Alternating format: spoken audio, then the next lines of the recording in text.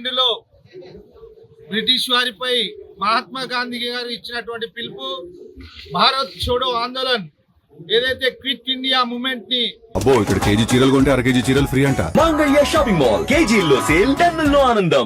ఆనాడు ముంబై నగరంలో నాటి బొంబాయి నగరంలో క్రాంతి మైదాన్ గా పిలువబడుతున్నటువంటి నేటి మైదానంలో తీసుకున్నటువంటి ఒక మహా ఉద్యమం నిర్ణయాన్ని ఈరోజు యావత్ భారతదేశం స్వతంత్రంగా వెల్దిల్లుతుందంటే దీనికి కారణం ఆనాటి క్విట్ ఇండియా ఉద్యమం.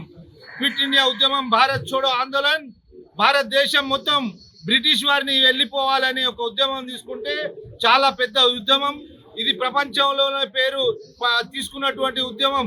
ఈ ఉద్యమం ద్వారానే శాంతియుతంగా భారతదేశానికి మహాత్మా గాంధీ గారి నేతృత్వంలో స్వతంత్రాన్ని సిద్ధించడం జరిగింది. ఆనాటి మహానాయకులు స్వతంత్ర సమరయోధులు వారికి ఈరోజు గుర్తు చేసుకుంటూ వారికి ఘనంగా నివాళులర్పిస్తూ ఆనాటి జ్ఞాపకాలను నేటి తరానికి తెలియవలసిన అవసరం ఎంతైనా ఉందని ఈరోజు వారిని మరొకసారి స్మరించుకుంటూ క్విట్ ఇండియా ఉద్యమాన్ని నేటి తరానికి తెలియాలని యావత్ కాంగ్రెస్ మిత్రులందరినీ కోరుకోవడం జరుగుతున్నది.